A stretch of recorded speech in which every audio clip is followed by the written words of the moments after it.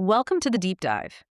We sift through the complex sources, pull out the core insights, and give you the knowledge you need straight up. Today, we're diving into something pretty fundamental: how we actually talk to our technology, or maybe how it's starting to understand us better. And it's something you're likely doing constantly, maybe without even realizing the layers involved. Oh, absolutely. It's fascinating because it's changing so fast. And just think about the last, say, 10 minutes with your phone. You might have typed something out, right? Yeah. Then maybe your hands were full, so you ask your voice assistant to do something, set a timer, maybe. And then scrolling through photos, that's a swipe, a gesture. You're blending all these different ways of interacting pretty seamlessly. Right, that seamless blend, that sort of intuitive flow between using your voice, touching a screen, maybe even, tilting the device. Yeah. That's exactly what we're digging into. It feels like we're moving past that old kind of rigid way of just, well, typing on a keyboard or clicking a mouse Yeah, towards something that feels a bit more human. exactly. And that's our mission for this deep dive, to really unpack what the human-computer interaction field calls multimodal interaction, MMI for short. So MMI, it's really about deliberately integrating multiple channels, multiple senses, both for input, how we talk to the device, and output, how it responds. The whole goal is to make interactions more flexible, more natural, more, well, intuitive. So we're ditching the idea that we have to speak the computer's language, just clicks and keys, and instead the computer's learning to understand our full language, our gestures, our tone, all of it. That's really the core idea. Yeah. Yeah. When technology goes multimodal, it gets much, much better at understanding the context. See, the system isn't just getting one isolated command like click here. It's taking in clues from lots of places at once. Things like the inflection in your voice, maybe where you're pointing or looking, how fast you tap the screen, even whether you're moving around or sitting still. And by fusing all those signals together, it builds a much richer picture of what you actually want to do right now. And I suppose when technology gets closer to understanding your actual intent, it stops feeling like this separate, clunky tool. Precisely. It starts feeling more like an extension of yourself, Hmm. something that just works with you. It's about making the tech adapt to us, finally, instead of always the other way around. That's the promise. Absolutely. Yeah. Building technology around human capabilities, not forcing us into narrow, limited channels. Okay, let's get into the nuts and bolts then. For these MMI systems to really work to, hear us, see us, maybe even feel us, they need some pretty sophisticated parts. We need to look at both sides, right? How we give information in and how the system gives information back out. So, what are those key pieces? Yeah, we generally break them down into input and output modes. Makes sense. So for input, the ones we use every day are things like voice commands that needs pretty good speech recognition, natural language processing, all that stuff. And of course, touch gestures, swiping, pinching, tapping directly on a screen, direct manipulation. Right, those are the obvious ones. But MMI seems to push way beyond just talking to an assistant or poking a screen. What about the more specialized inputs, the ones that really allow for that fusion you mentioned? Ah, yeah, that's where it gets really interesting. We see more use of things like eye tracking. Yeah. This is actually quite sophisticated now. It uses tiny cameras, often infrared light bouncing off your cornea, plus some clever math models to figure out precisely where you're looking on a screen, down to the pixel sometimes. This allows for completely hands-free control in some cases, selecting things, triggering actions, just by, well, looking. Wow, okay. Controlling things just with your eyes, that definitely feels futuristic. What about touch, but like more than just tapping glass? Good point. We also have specialized haptic access systems. Now, we need to be clear, this isn't just your phone buzzing. These are often like physical devices, maybe gloves or exoskeletons or specialized controllers. They let you provide really detailed input or get feedback based on physical feeling. Think surgeon training remotely using a haptic glove to feel the resistance of virtual tissue. It's about using detailed touch sensations as an actual input channel. Okay, so that covers a lot of ways we can talk to the machine: voice, touch, gaze, even these advanced haptic inputs. Now, flip it. How does the computer talk back using multiple channels? If I'm giving input in all these ways, how does it respond multimodally? Right, the output side. And again, it's about layering things. The most basic is obviously visual cue stuff on the screen, graphics, text. We're all used to that. But MMI adds layers like audio feedback sounds, alerts, confirmations, maybe spoken responses, and crucially, tactile haptics. Okay, let's pin down tactile haptics. You mentioned haptic access for input. So, as output, is this just vibrations again? It's generally more nuanced than a simple buzz, yeah. Tactile haptics as output means giving precise physical feedback. Could be subtle vibrations, maybe simulating textures on a screen, or little pressure cues, usually delivered right through the device you're holding, or maybe an accessory like a watch. The idea is to give you information or confirmation without you needing to look or necessarily listen. It's that synergy, what you see, hear, and feel, that makes it feel complete. So designers aren't just throwing these inputs and outputs into a blender, right? There must be some core principles, some design philosophy to make sure they actually work together well. Definitely not random. There are two really fundamental design principles. The first one is complementarity. This basically means that different modes should help each other out, reinforce the message. So, like, if you give a tricky voice command, say, delete that file, and the system immediately shows a confirmation box on the screen and maybe gives a little sound cue, that whole interaction is much clearer, much more reliable than just hoping the voice recognition got it right on its own. One mode clarifies the other. Okay, I get the synergy idea. But doesn't designing for complementarity add a ton of complexity?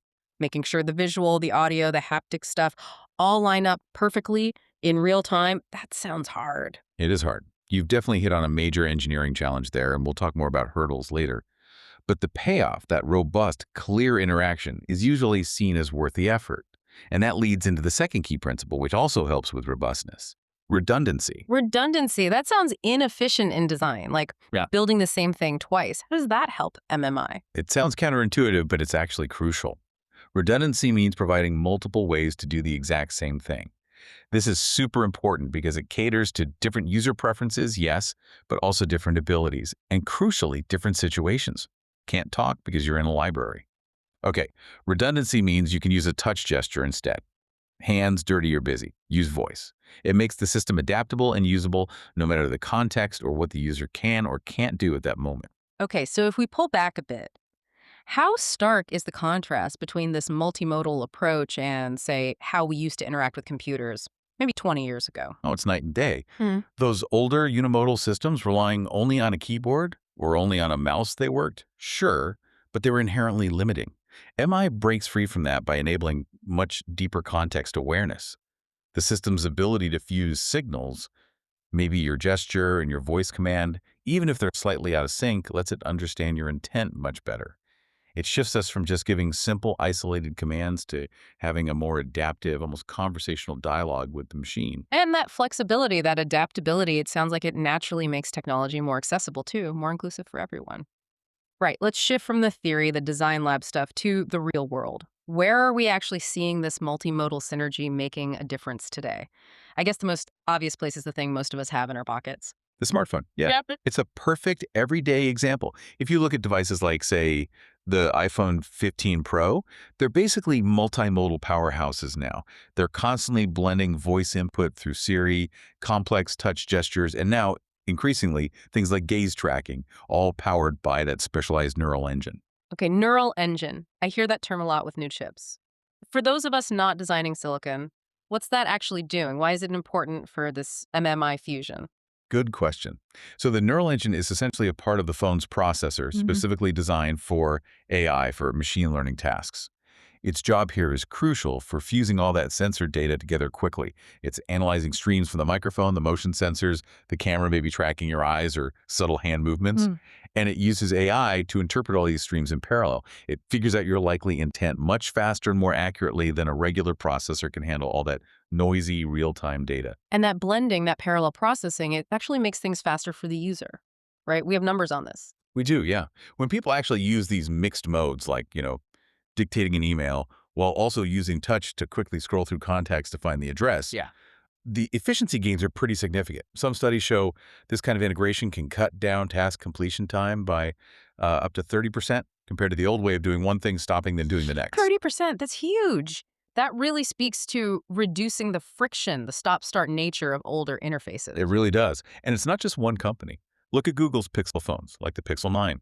They're using their own AI fusion techniques. Tests they ran showed their multimodal approach leads to about 25% faster task completion compared to sticking to just one mode. This isn't niche anymore. It's becoming standard. In fact, something like over 70% of smartphone users now say they regularly mix voice commands and gestures when using virtual assistants. Wow, it's incredible how quickly this stuff moves from experimental to just normal. Okay, speaking of normal use, let's think about situations where MMI isn't just about speed, but safety. Cars seem like a big one. Absolutely. The car cockpit is a high-stakes environment. Driver distraction is a huge issue. Take Tesla's full self-driving system, especially the more recent versions, like, say, version 12 in the 2025 models. It's a masterclass in blending modes. You've got the big touchscreen for visual info and some input. You have robust voice commands for hands-free stuff like climate or music. But then the car also communicates back using haptics, Haptics. How does the car use touch feedback for safety, especially when it's doing some of the driving? primarily through the steering wheel. So instead of just a beep or a light flashing on the dash, which you might miss, the system can send subtle vibrations through the wheel, maybe for a lane departure warning or to signal that the system needs you to take back control. This whole integrated approach, visual, auditory, tactile, taps into our brain's natural ability to process multiple senses at once. And the data backs it up. Studies show this kind of multimodal feedback can reduce driver distraction incidents by around 15% in vehicles with semi-autonomous features. That makes total sense. Getting the warning through sight, sound, and touch all at once makes it much harder to ignore, needs less conscious brain power to register it. Exactly. It leverages our pre-attentive processing stuff our brain notices automatically. Okay, so shifting gears from safety to, well, fun and immersion, virtual reality. Ah, right. VR and AR systems like the MetaQuest 3, they seem built for this kind of interaction. If I'm playing something immersive like Asgard's Wrath 2, how is MMI making that feel more real? VR is where MMI really shines for immersion. Systems like the Quest 3 are tracking and fusing inputs constantly. Yeah. You interact using natural hand gestures, often without needing controllers anymore, tracked by cameras on the headset. That gets combined with spatial audio, so sounds seem to come from specific directions, which is huge for feeling like you're there. And then there's gaze control. You can often select objects or menu items just by looking at them for a moment. It sounds like the system is trying to read your intentions from every possible physical cue. Pretty much. And it creates this incredibly intuitive, almost lifelike experience. The proof is in the engagement. User studies consistently show that VR experiences using these advanced MMI features report something like 80% higher engagement compared to older VR that just relied on clicking buttons on controllers. When the interaction just flows naturally, people get more absorbed. They stay in the experience longer. Okay, let's zoom out again. Big picture benefits for society. You mentioned accessibility earlier. How important is MMI for making tech usable by everyone? It's absolutely fundamental. Because MMI offers multiple ways in, it directly supports the core ideas of universal design. Think about someone who is visually impaired. They can potentially navigate an entire system using just voice commands and audio feedback, completely bypassing the visual elements. Or someone with limited motor control might rely heavily on gaze tracking or specific adapted gestures. MMI means the technology can bend to fit the user's needs, not the other way around. And what about just the practical benefit of being able to switch how you interact based on, well, where you are or what you're doing? That's the adaptability to context. We're not always in a quiet room with free hands. If you're on a noisy street, voice commands might be useless, right? So a well-designed MMI system lets you seamlessly shift to using touch or gestures. Driving, cooking, holding a baby, situations where your hands or eyes are busy, the system can prioritize voice input and maybe haptic or audio output. This flexibility is key to making interactions consistently effective and, frankly, less frustrating across all the different environments we find ourselves in. Okay, one last benefit. Let's go back to the brain. We talked about reducing distraction in cars. Does MMI actually make interacting with tech easier on our brains overall? Yes, significantly. It really helps to reduce cognitive load. The key concept here is parallel processing. Our brains are naturally wired to handle information from multiple senses at the same time. We see, hear, and feel the world concurrently. MMI basically mimics this natural human ability. When you get confirmation through, say, visuals and a subtle vibration, your brain processes it faster and with less conscious effort than if it had to rely on just one channel. You're not forcing your brain into this slow, single-file line of processing information through just one narrow pipe, like only a keyboard. Okay, the benefits sound great. Faster, safer, more accessible, easier on the brain. But actually building these systems that juggle voice, touch, gaze, haptics, it sounds like a massive headache for engineers. What are the big challenges? Oh, it's definitely not trivial. The number one headache is probably integration complexity. Like you said, you're trying to combine signals that arrive at different times, potentially out of sync, a voice command, a touch gesture, maybe a head movement. The real challenge is fusing them intelligently without causing conflicts. What happens if the voice says save, but a simultaneous gesture needs cancel? The system needs really clear rules, a sort of interaction grammar, to resolve those ambiguities instantly. Otherwise, you get unintended actions, which is incredibly frustrating for the user. Just breaks the trust. Then I can imagine if the user constantly has to stop and think, okay, should I use voice for this or Sure. touch for that? Doesn't that mental effort kind of cancel out the cognitive load benefit we just talked about? It absolutely can, yeah. That's the trap of context switching fatigue. If the system isn't designed smoothly and you find yourself constantly having to consciously decide which mode to use for every little thing, that mental juggling act adds cognitive load back in. Research shows this kind of fatigue doesn't just slow you down or cause more errors. It can actually make you feel less in control, maybe even less creative, because your brain power is tied up managing the interface itself instead of focusing on your actual task. You've all been there too, where maybe a voice command works perfectly on our phone, but then on our laptop or in the car it fails or does something totally different. That inconsistency must be a big hurdle. Huge hurdle. That's the problem of consistency. Users build mental models, right? They expect interactions to work reliably across different devices and platforms. When a gesture means one thing on your tablet and another in your VR headset, that inconsistency shatters the user's confidence and makes the whole system feel unreliable. Now, there are efforts to standardize this. Organizations like the W3C, the World Wide Web Consortium, they publish frameworks and guidelines for multimodal interactions. But the reality is complex, especially with older systems, legacy software. Retrofitting them is expensive and often runs into major compatibility problems between different hardware or software versions. So, beyond just the design and consistency headaches, there are still raw performance issues, right? Especially dealing with all this simultaneous data, voice, video for gaze, touch inputs. Exactly. That brings us to the performance bottlenecks, mainly latency and accuracy. Latency is just delay. If the system takes even a fraction of a second too long to recognize your gesture, or if it hesitates before responding to your voice, the whole feeling of smooth, intuitive interaction falls apart. You feel sluggish, unresponsive, especially in MMI, where timing between inputs can matter. And accuracy, well, if it misinterprets your words because of background noise or thinks you tapped when you meant to swipe, that leads to errors and frustration. But the tech landscape is changing fast. The underlying infrastructure is getting better, right? What are the big breakthroughs helping to tackle these performance limits, especially latency? Well, the first massive boost is coming from network speed, the rollout of 5G, and now the work starting on 6G. These next-generation networks offer incredibly low latency, meaning very little delay, and huge bandwidth for data transfer. This isn't just about faster downloads. It's crucial for real-time MMI. Think about features like network slicing in 5G, where you can guarantee a certain quality of service for critical data streams, like ensuring the data from your gesture recognition system gets prioritized so the response feels instantaneous, even if it's being processed partly in the cloud. Okay, faster networks help. But to really cut down delay, especially for sensitive stuff like voice or days, aren't we also trying to do more processing closer to the user rather than sending everything far away? Exactly. That's the second major trend, on-device AI in edge computing.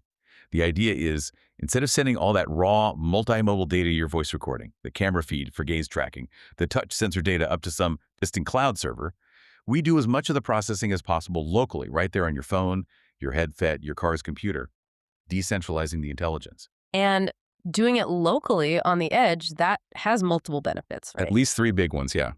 First, it dramatically reduces latency. Processing happens right there, so responses can be almost instantaneous. Second, it can actually improve accuracy through personalization.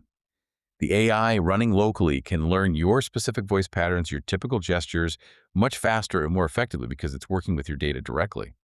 And third, and this is becoming increasingly important, especially with sensitive MMI data, it significantly enhances privacy. Keeping your voice data, your gaze patterns, potentially even neural data down the line, localized on your device reduces the risk of it being exposed or misused. You mentioned personalization there. How does the system actually get smart enough to figure out which mode I prefer in a given situation to help avoid that context switching fatigue? Ah, that's where adaptive learning comes in.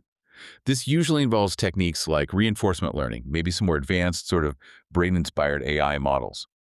The system isn't just passively taking commands. It's constantly, subtly analyzing how you interact. It learns patterns. Like, okay, this user almost always uses voice commands when the GPS shows they're driving, but they switch to touch gestures when they're sitting at their desk. So it's moving beyond just reacting to actually predicting what you'll likely want to do next. Exactly. Prediction is key.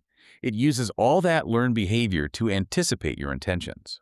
Maybe it proactively brings up touch controls when you pick up your phone after being idle, or perhaps it gives slightly more weight to interpreting a voice command if it knows you're likely in a hands-free situation. Mhm. This kind of proactive adaptation is what really smooths out the experience, cuts down that cognitive load, and keeps the interaction efficient even as your context changes. Okay, this is leading us towards a future where the line between us and the machine feels increasingly blurred. It seems the next huge leap needs the AI itself to become truly multimodal at its core. Absolutely. We're really talking about the rise of multimodal AI. These are systems often powered by the very large, sophisticated machine learning models you hear about. Think advanced versions of things like GPT, but designed from the ground up to process different kinds of data together. Voice, vision from cameras, text, sensor data, touch inputs, processing it all simultaneously, intrinsically. So it's not like having a separate AI for understanding images and another one for understanding language and then trying to glue them together. It's one AI that understands both contextually. That's the goal, the paradigm shift. This fusion allows the AI to achieve a much deeper, more contextual understanding of the situation. For example, if you pointed at a specific component on a complex machine diagram on screen and ask, what does this part do? Mhm. A traditional AI might only get the words.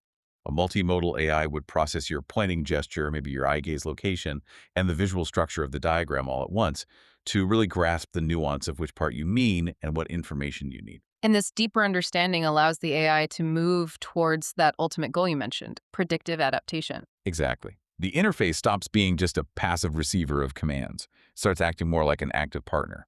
It anticipates what you might need next. Maybe it subtly rearranges the layout based on where your gaze lingers, or perhaps it prefetches information related to the object you just touched. It's about creating these hyper-personalized experiences that feel less like using a tool and more like genuine collaboration between human and AI. That level of personalization is mind boggling. But the truly ultimate frontier, the one that seems to bypass physical actions like touch or even voice entirely, that's the brain computer interface, BCI. BCIs, yeah. They represent a potentially revolutionary step. We're talking about creating direct communication pathways between the human brain and external technology. Fundamentally, they work by detecting the faint electrical signals generated by our neurons firing, then interpreting those signals, and finally translating specific patterns into commands that a computer or device can understand. How on earth do you actually capture those incredibly subtle electrical signals from the brain? Well, there are mainly two approaches right now. The most common non-invasive way is electroencephalography, or EEG.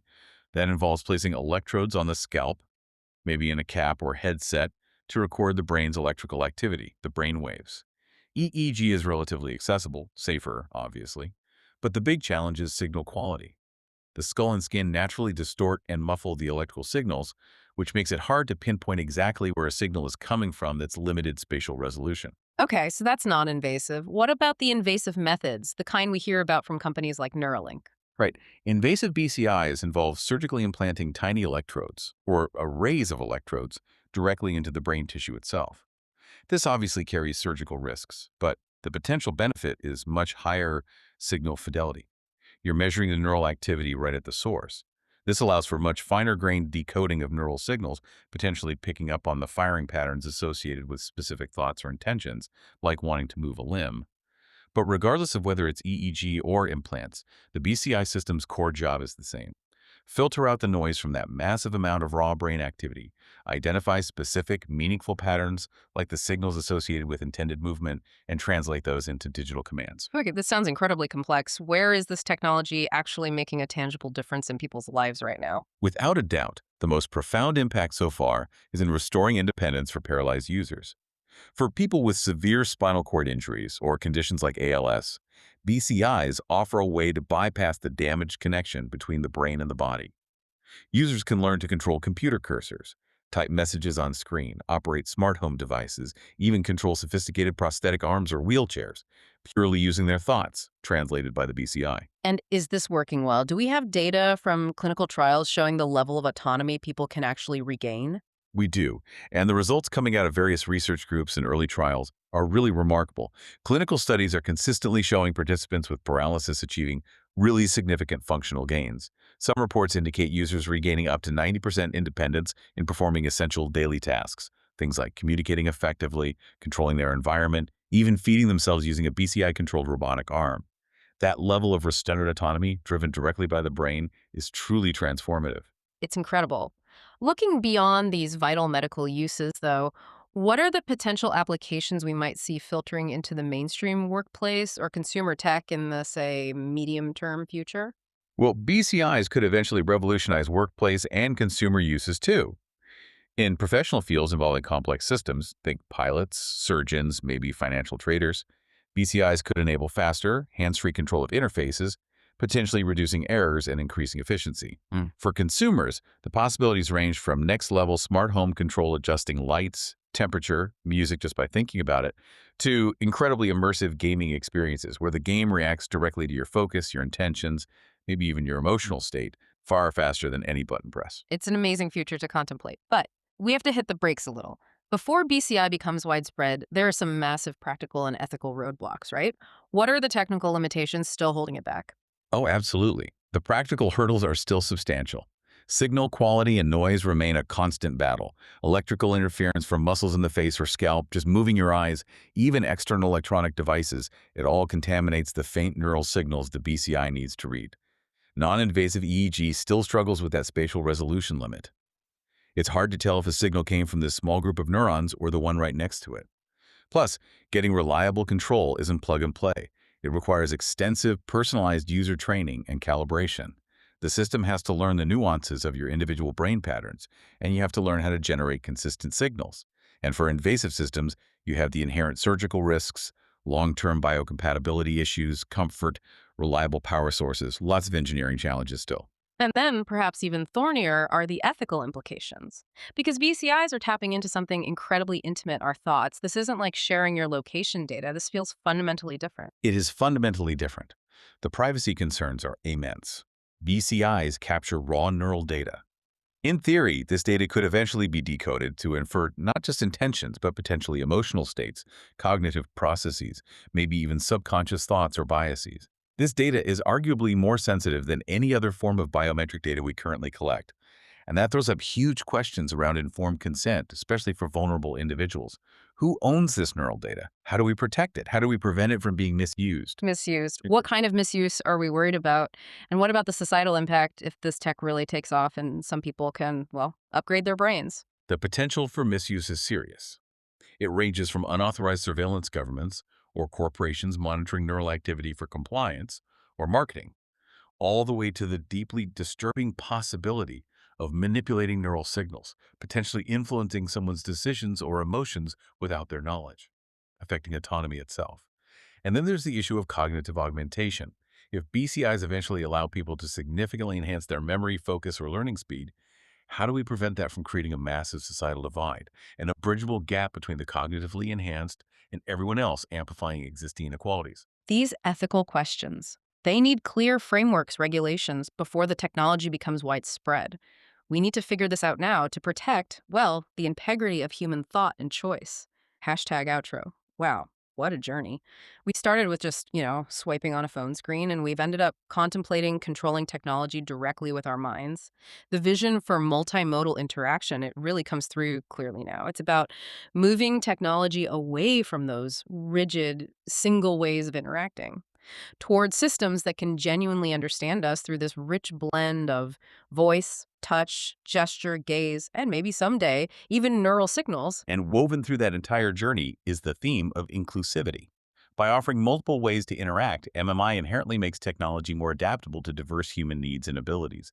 It fosters a digital world that's potentially much more accessible, where limitations in one sensory or motor channel don't mean exclusion. It was also interesting to hear that MMI is even considering sustainability, thinking about energy use. Yeah, it's a subtle point, but relevant.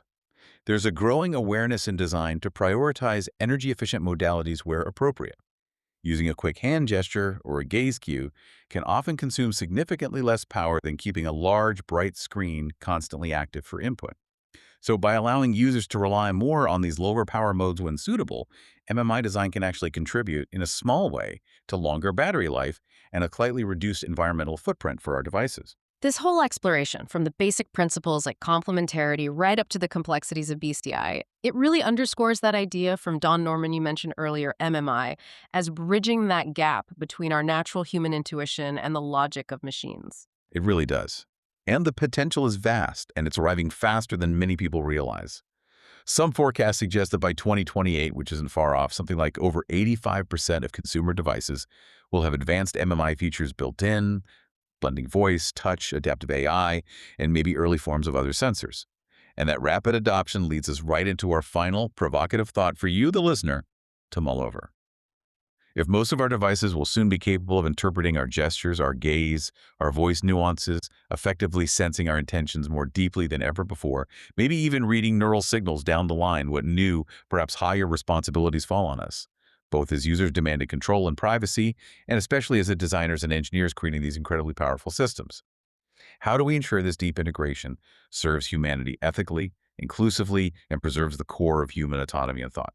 A crucial question indeed. Plenty to think about there. That's all the time we have for this deep dive. Thanks for joining us. Thanks for listening.